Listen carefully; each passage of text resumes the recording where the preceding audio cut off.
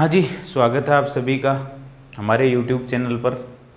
और आज अपन देखेंगे नाभिक स्नेही प्रतिस्थापन अभिक्रियाओं के बाद में भाग ब विलोपन अभिक्रियाएं, यानी नाभिक स्नेही प्रतिस्थापन अभिक्रियाओं के बारे में अपन पूरी चर्चा कर चुके हैं, SN1 SN2 और उनके एग्जाम्पल। आज अपन देखेंगे विलोपन अभिक्रियाएं, और अभिक्रियाएं पढ़ रहे हैं अपन एल्किल हैलाइडों की। तो एल्किल हैलाइडों की विलोपन अभिक्रियाएं कौन सी होती है? तो विलोपन अभिक्रियाएं जो है, विलोप का मतलब हो जाता है टूटना, जैसे एलिमिनेट या विलोप। विलोप का मतलब होता है टूटकर अलग हो जाना। तो इन अभिक्रियाओं के अंदर कुछ परमाणु या परमाणुओं के समूह जो वह टूट करके क्या हो जाएंगे, अलग हो जाएंगे। वो एल्किल हैलाइडों की रिएक्शन जिनके अंदर परमाणु या परमाणु का कोई समूह टूटकर अलग हो जाएगा, वो विलोपन अभिक्रियाएं कहलाएंगी। तो देखिए विलोपन अभिक्रियाएं कौन सी होती है। एल्किल हैलाइड जो है, पहले ये देख लेते हैं होती कौन सी है। तो एल्किल हैलाइडों को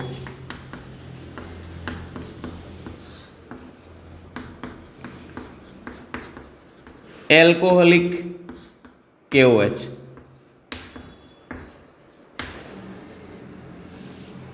के साथ अभिकृत करने पर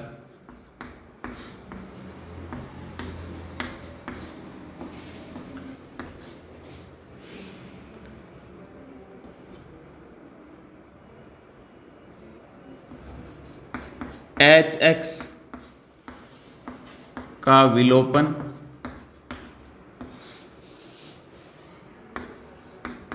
होता है तथा एल्कीन उत्पाद के रूप में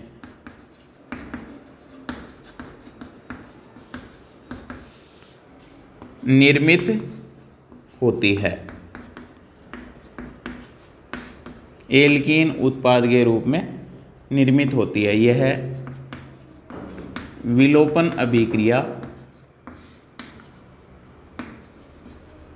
कहलाती है, एलिमिनेशन रिएक्शन। यानी alkyl halide when treated with alcoholic KOH then gives alkene and HX। This reaction is known as elimination reaction. Alkyl हैलाइडों को एल्कोहलिक KOH यानी जिसके अंदर एल्कोहल मिला हुआ वो KOH के साथ जब अभिकृत करेंगे तो HX अणु का विलोपन होगा और एल्कीन उत्पाद के रूप में बनेगी। अब चूंकि ये अणु टूट करके अलग हो रहा है, इसलिए इसको विलोपन अभिक्रिया कहते हैं। एल्कीन उत्पाद के रूप में निर्मित होती है, ये विलोपन अभिक्रिया कहलाती है। अब इस रिएक्शन में एल्किल हैलाइड के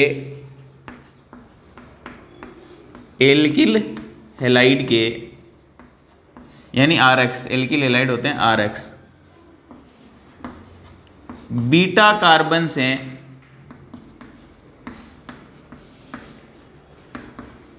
हाइड्रोजन परमाणु, बीटा कार्बन से हाइड्रोजन परमाणु का विलोपन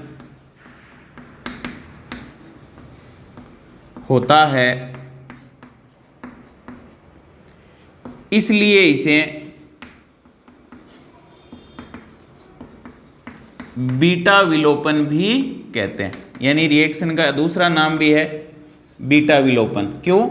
क्योंकि एल्किल हैलाइड में हैलोजन जिस कार्बन से जुड़ा हुआ है वो तो कहलाता है अल्फा, और उसके पास वाला कार्बन है बीटा। बीटा कार्बन से हाइड्रोजन परमाणु का विलोपन होता है, इसलिए इसको बीटा विलोपन भी कहते हैं। इसके अलावा दूसरी विशेषता और है, इसमें HX अणु का विलोपन होता है, यानी HX अणु निष्कासित होता है, हाइड्रोजन हैलाइड निकलता है। इसलिए इन अभिक्रियाओं हाइड्रोजन और हैलोजन और दोनों निकलते हैं, निकलने को कहते हैं वी शब्द लगाते हैं, D या V, और हाइड्रोजन और हैलोजन निकलते हैं, इसलिए इसको वी हाइड्रोहैलोजनीकरण भी कहते हैं। हाइड्रोजन हैलाइड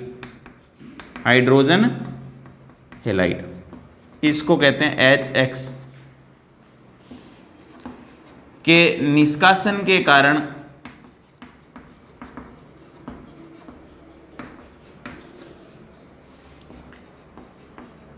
इस अभिक्रिया को विहाइड्रो हैलोजनीकरण विहाइड्रो हैलोजनीकरण भी कहते हैं, और अंग्रेजी में कहते हैं डीहाइड्रो हैलोजिनेशन। जैसे जल का निकलना होता है डिहाइड्रेशन, ऐसे ही हाइड्रोजन और हेलोजन का निकलना हो जाएगा डिहाइड्रो हैलोजिनेशन, विहाइड्रो हैलोजनीकरण। अब एग्जाम्पल देखते हैं। देखो ये तो हुई इसके बारे में बात। अपन एक एल्किल हैलाइड ले लेते हैं RCH2 और X, ये एल्किल हैलाइड है। इसकी रिएक्शन करवाते हैं अपन एल्कोहलिक KOH के साथ। एल्कोहलिक KOH के साथ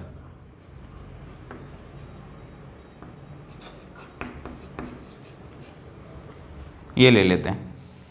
अब हैलोजन जिस कार्बन से जुड़ा हुआ है वो तो है अल्फा, उससे आगे का कार्बन है बीटा।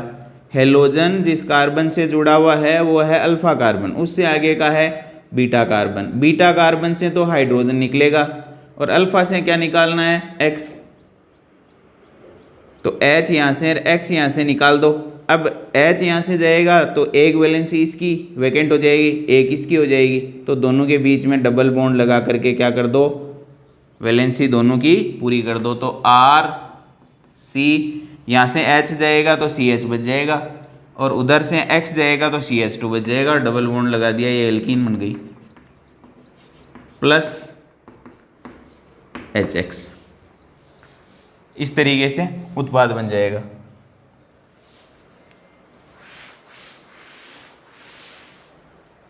अब देखो नेक्स्ट, CH3 CH2 CH2 और मान लीजिए अपने पास Cl ये है। इसकी रिएक्शन करवाते हैं एल्कोहलिक KOH के साथ। तो बीटा, अल्फा तो ये है जिस पर हैलोजन जुड़ा हुआ है, और बीटा उससे अगले वाला है, उससे आगे वाला गामा, उससे आगे वाला डेल्टा। हैलोजन परमाणु जिस कार्बन से जुड़ा हुआ है वो अल्फा, और उससे आगे वाला बीटा। तो बीटा से तो हाइड्रोजन निकालना है, अल्फा से हैलोजन निकालना है। तो ये तो Cl और ये H मिलकर क्या बना लेंगे HCl, और यहाँ जो है वो वैलेंसी पूरी करने के लिए डबल बॉन्ड लगा दो, ये बन जाएगी प्रोपीन। और ये था normal propyl chloride, normal propyl chloride. अब आपको पता है यहाँ KOH ले रखा है, और KOH होता है क्षार, और क्षार जब अम्ल के साथ रिएक्शन करता है तो लवण और जल बनते हैं। तो इस रिएक्शन में अपन क्या बना देंगे लास्ट में, KCl प्लस H2, ये उत्पाद होंगे अंतिम। अब देखो आगे देखते हैं अपन ये रिएक्शन हुई कैसे, होती कैसे। तो ये अपन ने ले रखा है एल्किल हैलाइड, ठीक, नॉर्मल प्रोपिल क्लोराइड। अपने पास है एल्कोहलिक KOH, और KOH के अंदर एक क्षार, क्षार देता है OH माइनस आयन। इसमें ये अल्फा है, ये बीटा है, तो बीटा हाइड्रोजन निकलेगा, क्योंकि बीटा निकालेंगे तो ही अल्फा के निकलने की संभावना है, क्योंकि ये तो ध्रुवीय बंध है, इस पे नेगेटिव है, इस पर आंशिक पार्शियली पॉजिटिव और ये पार्शियली नेगेटिव। तो Cl तभी निकलेगा जब यहाँ से H ये लेगा, तो ये H प्लस निकाल के ये क्षार का OH माइनस ले लेता है। तो देखो क्या बना, H प्लस और OH माइनस तो बना देते हैं जल, पीछे बच गया CH3 CH minus, CH3 H plus चला जाएगा तो यहाँ माइनस आ जाएगा, यदि प्लस जाता है तो दूसरे वाले पे माइनस लगा दो, CH माइनस फिर CH2 और फिर Cl। अब जो है यहाँ जो है ध्रुवीय बंध है, ये इस पे आंशिक नेगेटिव, इस पे आंशिक पॉजिटिव, तो ये नेगेटिव चार्ज जो है यहाँ डबल बॉन्ड के रूप में, और Cl बाहर निकल जाता है। यानी पहले ही फिराक में था Cl जानेगे में। राजस्थानी में एक कहावत है, भाण जाऊं जाऊं करई और बीरो लेबन आएगो। तो नेगेटिव चार्ज ये Cl जो है ध्रुवीय बंध से पहले से जाने की फिराक में था, और इधर से नेगेटिव चार्ज आ रहा था तो अपने इलेक्ट्रॉन लेकर के निकल जाता है। तो निकल क्या गया Cl माइनस, और बन गया CH3 CH, और ये नेगेटिव चार्ज यहाँ डबल बॉन्ड के रूप में, डबल बॉन्ड CH2। ये Cl माइनस, यहाँ अपने पास K प्लस है, OH माइनस के साथ K प्लस भी तो था, उसके साथ रिएक्शन करके KCl बना लेगा। तो एक H2 और एक KCl ये उत्पाद के रूप में बनता है। ये रिएक्शन इस तरीके से होती है। अब आगे बढ़ते हैं अपन। अब जो एल्किल हैलाइड है अपने, उनकी क्रियाशीलता क्या क्या होगी, यानी एल्किल हैलाइड तृतीयक, ये द्वितीयक, ये प्राथमिक यानी ये, और मेथिल यानी ये। इनमें से सबसे ज़्यादा आसानी से कौन रिएक्शन देगा,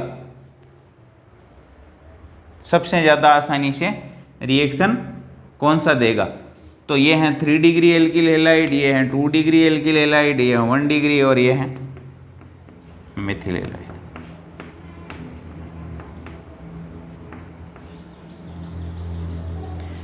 अब यहाँ X के निकलने की संभावना सबसे ज़्यादा आसानी से ये है, इसमें है। क्यों? क्योंकि ये कार्बोकेटाइन बना लेगा स्थायी, कौन सा 3 डिग्री, इसका स्थायित्व तो सबसे ज़्यादा होगा, इसका स्थायित्व तो उससे कम होगा, इसका स्थायित्व तो उससे भी कम होगा, लास्ट में सबसे कम स्थायित्व है मेथिल हैलाइड का होगा। तो कार्बोकेटाइन कौन कितनी आसानी से बनाता है, वो उतनी सरलता से ये विलोपन अभिक्रिया देता है। तो ये विलोपन अभिक्रिया के प्रति क्रियाशीलता का बढ़ता क्रम हो जाएगा। विलोपन अभिक्रिया के प्रति एल्किल हैलाइड यानी RX का, RX की क्रियाशीलता का बढ़ता क्रम।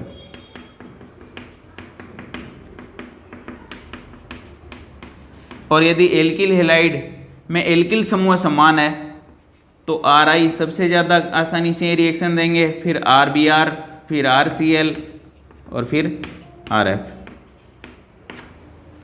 यानी आयोडाइडाइन सबसे आसानी से निष्कासित होगा। ये बातें तो पीछे भी हो चुकी हैं अपने SN1 SN2 के अंदर। ये तो बात हुई एल्किल हैलाइड के अंदर। यहाँ बीटा हाइड्रोजन परमाणु एक ही टाइप का है। क्यों? हेलोजन जिस कार्बन से जुड़ रहा है ये अल्फा, इससे अगले वाला बीटा। अब बीटा हाइड्रोजन एक से ज़्यादा प्रकार के हों तो रिएक्शन में उत्पाद क्या होंगे, तो वो देखते हैं। देखो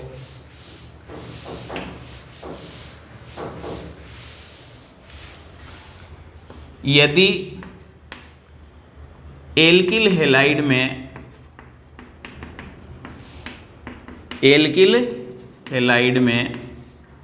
बीटा हाइड्रोजन परमाणु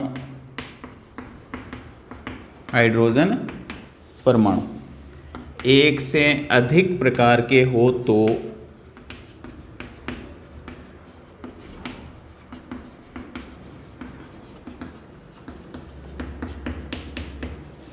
उत्पाद भी फिर एक से ज्यादा प्रकार के प्राप्त होंगे। उत्पाद एक से अधिक, अभी वाली रिएक्शन में तो एक ही उत्पाद बन रहा था, प्रोपीन, प्राप्त होते हैं। अब देखो वो रिएक्शन देखते हैं। एक CH3 CH Br CH2 CH3, इसकी रिएक्शन करवाते हैं एल्कोहलिक KOH के साथ। ठीक, हेलोजन यानी Br जिस कार्बन से जुड़ रहा है वो अल्फा है। अब इस कार्बन के ये भी बीटा है और इस कार्बन के ये भी बीटा है, यानी हेलोजन जिस कार्बन से जुड़ रहा है वो अल्फा, उससे अगले वाला बीटा, तो इधर भी तो जा सकते हैं अपन, ये भी बीटा है। यानी बीटा हाइड्रोजन परमाणु दो टाइप के हो गए। एक बार ये हाइड्रोजन और ये हेलोजन निकालेंगे तो उत्पाद अलग, एक बार ये हाइड्रोजन ये हेलोजन निकालेंगे तो उत्पाद अलग। तो देखो निकालो, ये हाइड्रोजन ये हेलोजन निकाल दो तो ये बन जाएगा CH2, फिर डबल बॉन्ड लगा दो दोनों की जगह बीच में, CH2 और CH3, ये बन जाएगा। एक बार ये बीटा हाइड्रोजन और ये हेलोजन निकाल दो तो डबल बॉन्ड आ जाएगा इन दोनों के बीच में, तो ये हो जाएगा CH3 CH double bond CH और CH3, यानी एक बार 1 ब्यूटीन 4 कार्बन और डबल बॉन्ड है तो 1 ब्यूटीन, एक नंबर पे द्विबंध, और ये 2 ब्यूटीन। अब इन दोनों उत्पादों में मुख्य उत्पाद कौन सा होगा? एल्कीनों के विहाइड्रोहेलोजनीकरण में यदि बीटा हाइड्रोजन परमाणु एक से अधिक टाइप के हैं तो कौन सा उत्पाद मुख्य उत्पाद होगा, वो निर्धारित होता है सेतजेप या जेतसेप नियम से। एल्किल हैलाइडों के विहाइड्रोहेलोजनीकरण में कौन सी एल्कीन मुख्य उत्पाद के रूप में प्राप्त होगी जब बीटा हाइड्रोजन परमाणु एक से अधिक प्रकार के होंगे, तो ये निर्धारित होगा सेतजेप या जेतसेप रूल से। सेतजेप, इसको जेतसेप रूल भी कहते हैं, ठीक। अब यहाँ उत्पाद अपने दो बन गए, एक है 1 ब्यूटीन एक है 2 ब्यूटीन। इनमें से मुख्य कौन सा है, अल्प कौन सा, यानी ज्यादा कौन सा बना और कम कौन सा बना, वो कौन निर्धारित करेगा? सेतजेप नियम। अब सेतजेप नियम क्या है? तो सेतजेप नियम है एल्किल हैलाइडों के विहाइड्रोहेलोजनीकरण में वह एल्कीन मुख्य उत्पाद के रूप में निर्मित होती है जिसके द्विबंधित कार्बन परमाणुओं पर प्रतिस्थापी समूह की संख्या यानी एल्किल समूह की संख्या अधिक होती है। यहाँ हाइड्रोजन को प्रतिस्थापी काउंट नहीं किया जाता है। तो देखो सेतजेप या जेतसेप रूल क्या है? एल्किल हैलाइडों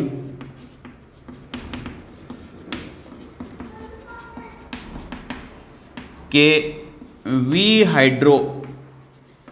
विहाइड्रोहेलोजनीकरण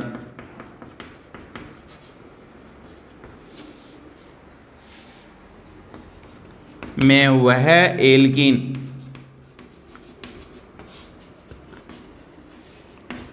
ये बनेगी कब? जो बीटा हाइड्रोजन परमाणु जो है 2 टाइप के होंगे तभी मुख्य उत्पाद के रूप में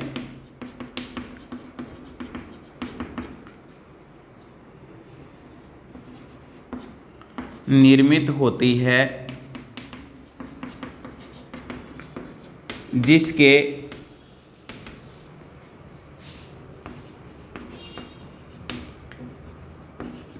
द्विबंधित कार्बन परमाणुओं पर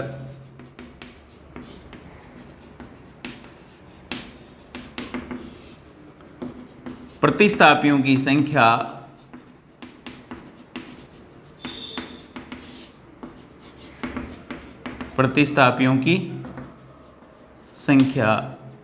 अधिक होती है। ज्यादा जिसमें प्रतिस्थापी होंगे वो मुख्य उत्पाद बनेगा, और यहाँ हाइड्रोजन को प्रतिस्थापी काउंट नहीं करते हैं। तो देखो द्विबंध वाली ये दोनों एल्कीन लिख लेते हैं, C डबल बॉन्ड C, और इस C से 2 हाइड्रोजन जुड़े हुए हैं, फिर जुड़ा हुआ है इस कार्बन से एक H और एक CH2 CH3। ये कार्बन इससे 2 हाइड्रोजन जुड़े हुए हैं 1 2, फिर डबल बॉन्ड C से एक H जुड़ा हुआ है और एक CH2 CH3। उधर वाली एल्कीन जो है ये C डबल बॉन्ड C है, डबल बॉन्ड वाले कार्बन से एक हाइड्रोजन और एक मेथिल, एक हाइड्रोजन और एक मेथिल। अब देख लो प्रतिस्थापी द्विबंध वाले कार्बन से प्रतिस्थापी, इसमें तो ये हाइड्रोजन है, ये भी हाइड्रोजन है, ये भी हाइड्रोजन है, तीनों प्रतिस्थापी नहीं। इसमें ये पूरा एक प्रतिस्थापी यानी एक बंध से जुड़ा हुआ है तो एक प्रतिस्थापी। इधर ये हाइड्रोजन ये हाइड्रोजन, इसमें प्रतिस्थापी 1 और ये 2। तो द्विबंध वाले कार्बन पर प्रतिस्थापी समूह की संख्या कितनी है? 2। इसमें प्रतिस्थापी एक ही है तो ये तो होगी मुख्य और ये होगी अल्प, यानी ये तो बनती है 81% के लगभग और ये बनती है 19%। ये है सेतजेप या जेतसेप रूल जो एल्किल हैलाइडों के विहाइड्रोहैलोजनीकरण से बनने वाले उत्पाद को निर्धारित करता है कि मुख्य कौन सा होगा और अल्प कौन सा होगा। ये थी विलोपन अभिक्रिया, बीटा विलोपन या विहाइड्रोहैलोजनीकरण अभिक्रिया।